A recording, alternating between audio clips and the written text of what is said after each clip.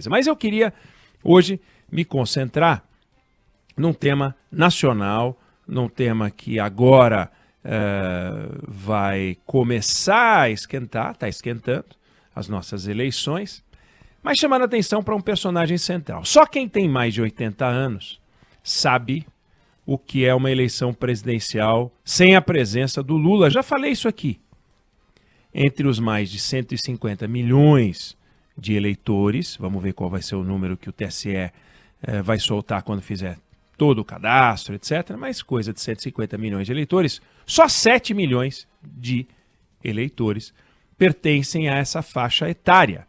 Portanto, tinham idade para ter votado na última eleição antes do Lula ter sido candidato. O Lula foi candidato a partir de 1989. Então, alguém que pôde votar na eleição que venceu Jânio Quadros em 1960.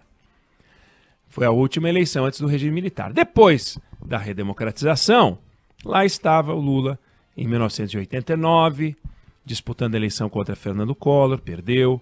Lá estava Lula disputando a eleição em 94 e em 98 contra Fernando Henrique, perdeu 3, portanto, derrotas. Lá estava ele em 2002 e 2006 disputando a eleição pessoalmente, ganhou as duas, 3-2. Lá estava ele com Dilma Rousseff em 2010 e 2014, então 4-3 para ele. E lá estava ele em 2018, representado pelo Fernando Haddad, 4-4, porque ele perdeu a eleição para o Jair Bolsonaro. Então está 4-4 o placar pessoal do Lula. Ele entrou pessoalmente em 2, aliás, em 5, e 3 eleições ele disputou por interpostas pessoas, como se diz. Né? Dilma Rousseff, que ganhou as 2, Fernando Haddad, que perdeu. Bom, os outros 140 milhões de habitantes, tirando aqueles 140 milhões de eleitores, mesmo aqueles que votaram pela primeira vez na última eleição em 2018, sabem, participaram de uma eleição, de alguma forma, com a presença do Lula, ainda que tivesse sido representado pelo Haddad. O Haddad fazia reuniões com ele na Superintendência da Polícia Federal em Curitiba, onde ele estava preso, ficou 580 dias preso. Só que, a partir de 2014 veio a Operação Lava Jato, vieram os inquéritos, vieram as denúncias, vieram as ações penais e veio a primeira condenação do presidente por um juiz, Sérgio Moro, isolado, monocrática decisão. Depois, confirmada por uma decisão colegiada do Tribunal Regional Federal da 4ª Região. E, em seguida, o STJ confirma a decisão. Quando um tribunal colegiado toma uma decisão, a partir desse momento o ex-presidente se tornou inelegível por força da lei da ficha limpa. Aí teve inclusive uma sessão do Tribunal Superior Eleitoral em 2018 que indeferiu a candidatura Lula por 6-1. Os advogados queriam que ele pudesse disputar e indeferiu por 6-1. O momento parecia ter chegado, ou seja, o PT tinha que trocar a cabeça de chapa, ou então estaria fora da eleição. Simples assim, trocaram, foi o Fernando Haddad e deu-se o que a gente sabe. Haddad foi para o segundo turno e perdeu a eleição para Jair Bolsonaro. É um momento que os petistas imaginavam que iria acontecer, por mais que houvesse discursos inflamados, a militância empolgada, campanha de Lula livre, o PT foi de Haddad. O Lula sabia que mais dia ou menos dia ele ia ser preso, foi preso, ficou os tais 580 dias, e restou para o Lula um desafio pessoal, uma luta dos advogados dele para reverter a matemática penal, que era dramática. Pela legislação, um condenado só pode disputar uma eleição 8 anos depois de encerrada a sua pena. Na primeira condenação, Lula teve uma pena de 12 anos. Mais 8, 20. Ele só poderia disputar a eleição em 2038, quando teria 93 anos de idade. ficou fora da eleição de 2018, ficaria fora das 6 eleições seguintes. Aí então, Lula, no dia 8 de novembro de 2018, deixou a cadeia. E eu fiz o seguinte comentário no Jornal da Band. Você tem aí, Fábio? Vamos lá. Você está vendo várias imagens de admiradores, defensores do Lula, mostrando faixa de Lula livre, camiseta de Lula livre, gritando Lula livre, só que não existe Lula livre. A não ser que o Supremo anule o processo que condenou o ex-presidente em primeira, segunda e em terceira instância, o que existe por enquanto é Lula solto. Solto, inelegível por muitos e muitos anos e com outros 6 processos para responder. Acho que cortou o finalzinho. Bom, esse era o cenário quando Lula saiu da cadeia.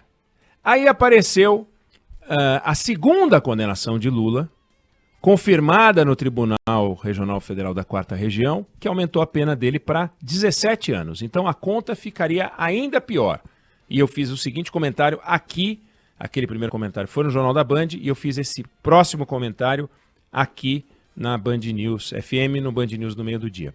Roda aí, Fábio. Ontem, o Tribunal Regional Federal da 4ª Região tomou uma outra decisão a respeito do mesmo Lula. O Lula saiu da cadeia por um motivo, mas ele continua inelegível até 2038. Ele só vai poder participar das eleições em 2038. Mas a partir de ontem, desde ontem, ele só pode participar de eleições a partir de 2044. Porque ele tomou 17 anos, ele tinha tomado 12, deram-lhe 17 agora. Sei lá, o STJ pode rever, pouco importa, mas agora o retrato do momento é Lula 2044. Como em 44 não tem eleição presidencial, é só 2046. Então o Lula, que tem 74 anos, só vai poder ser candidato a presidente da República com 101 anos. 101 anos. Bom, esse passou a ser o cenário depois da segunda condenação de Lula pelo Tribunal Regional Federal da 4ª Região. Ontem, o ministro Ricardo Lewandowski suspendeu a ação penal que havia contra o Lula sobre a compra de caças suecos no governo Dilma. Era a única ação penal do Lula que restava. Próxima etapa é o julgamento de um pedido da defesa do Lula para encerrar, acabar com essa ação penal em definitivo. O argumento que o ministro Lewandowski aceitou é que a compra levou mais de 15 anos, passou por 3 governos, sempre comandado o processo pela aeronáutica, não havia elementos para denúncia. Mesmo assim, Lula foi denunciado e o Supremo Tribunal Federal, portanto, Lewandowski suspendeu a ação penal. E a partir de agora, aquela matemática dos 20 anos que já tinha sido encerrada, né? Aquela matemática dos 17 anos mais 8, 25 anos que também já tinha encerrada, ela propõe uma nova discussão. Aquela matemática acabou, fica uma nova pergunta. Qual é a situação jurídica do Lula? Há processos em que ele foi absolvido. Há processos que foram anulados. Há processos que prescreveram, como o processo do apartamento triplex no Guarujá, que saiu das mãos do juiz Sérgio Moro, fórum inadequado, não era para ter sido julgado na 13ª Vara de Curitiba. Então ele era um juiz incompetente, foi considerado inclusive suspeito, e o processo foi para outra vara em Brasília. Só que ao mudar para a vara de Brasília, o juiz Sérgio Moro já tinha comido todos os prazos desse processo. O processo prescreveu. Então, temos processos prescritos, processos anulados e processos em que o Lula foi inocentado. Por qualquer um dos motivos, a partir desse momento, a partir de ontem, que o Lewandowski anulou e, no passo seguinte, possivelmente, a ação penal vai ser encerrada, por qualquer um desses motivos, o Lula, a partir de agora, pode processar quem quer que seja, pelo crime de calúnia, injúria, difamação, que o chame de ladrão. Qualquer pessoa. Prescrição, anulação ou inocência tem o mesmo valor jurídico. É uma mudança brutal na situação do Lula. Uma das mudanças mais impressionantes da nossa história. Porque nunca um presidente da República foi condenado por crime comum. Então já era uma coisa impressionante. E essa reviravolta mais impressionante ainda. Muitos políticos pagaram o preço por acusações nunca julgadas, ficando com a reputação no limbo. O Lula ficou os tais 580 dias preso. Foi o primeiro presidente condenado por crime comum. E agora ele pode processar quem quer que seja que o acuse de ladrão. Pelas razões que eu descrevi. Processos anulados, prescritos ou processos dos quais ele saiu inocentado. A situação jurídica do Lula é igual à situação jurídica de qualquer pessoa que jamais respondeu a um processo, seja pela inocência, seja pela presunção de inocência. Resta uma pergunta que para mim não tem outra resposta, senão uma que eu vou dizer. É saudável um sistema de justiça capaz de triturar alguém, prender, tirar da eleição, assim como outros que foram presos, nem eleição disputam, ficam presos por crimes que não cometeram, ficam presos. É saudável um sistema de justiça que condena alguém, nesse caso, condenado, primeira instância, segunda instância, terceira instância. E então ele simplesmente salta para um outro estado, que é o estado da inocência, ou da presunção de inocência, porque os processos foram conduzidos de forma porca na 13ª vara, foram conduzidas por um juiz incompetente, foram conduzidas por um juiz considerado suspeito. É saudável um sistema que faz isso e o seu oposto, condena e depois absolve, prende e depois solta, diz que estava tudo errado e agora diz que está tudo certo? Será que o nosso sistema de justiça não tem que passar por uma faxina completa? Ou o Lula é culpado ou ele é inocente.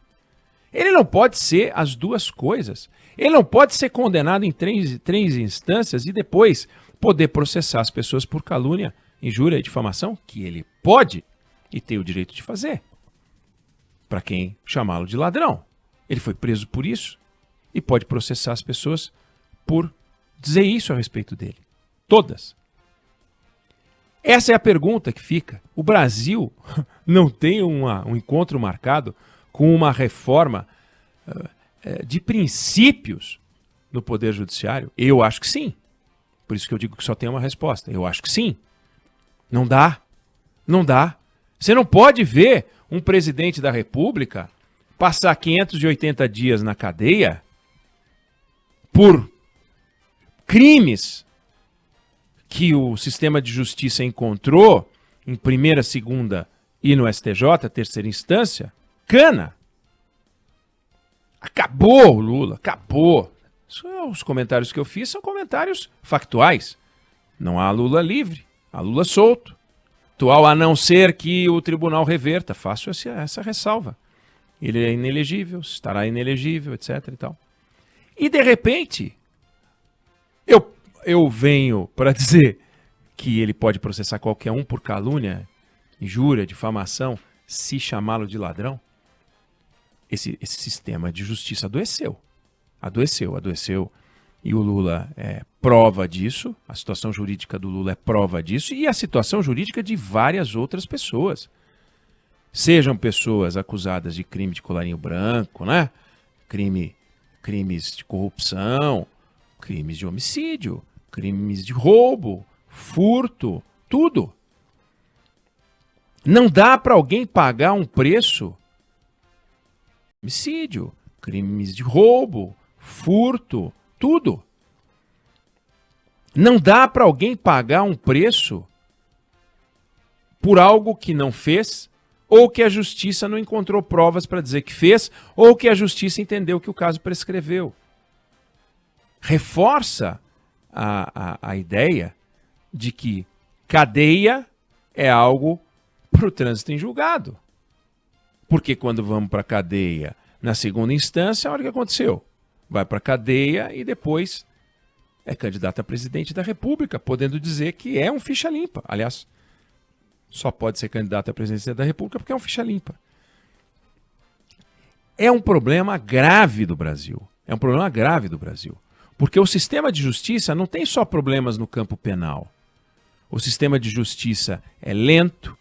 O Lula está nessa situação desde 2014, nós estamos em 2022, são 8 anos e depois do 8º ano só, tendo ele cumprido 580 dias, ele pode processar alguém por calúnia, injúria, difamação, etc. e tal. E agora ele é zerado. 8 anos para zerar. Mas são 8 anos também para julgar os responsáveis pelo incêndio da Boate Kiss. São 8 anos também para resolver questões de reserva indígena. São 8 anos também para liberar as questões ambientais de uma... Temos um problema na nossa justiça. Ela está atravancando o Brasil. Atravancou? O Lula não pode ser candidato em 2018. Ué, mas então ele era ladrão em 2018 e em 2022 ele é inocente? Será que os fatos, se são todos de 2014, não poderiam ter sido resolvidos em 2018? Ou até 2018 ele teria sido candidato em 2018? Ou não? Descobriram coisas novas a partir de agora e ele foi... É uma barbaridade. É uma barbaridade. Vai contar isso lá fora, vão dizer, não é possível. O candidato de vocês é criminoso. Não, deixa eu te explicar. E aí o cara não entende.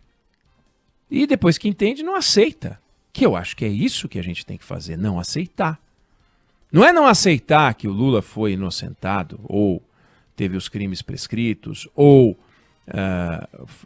então os processos foram anulados. Não é isso.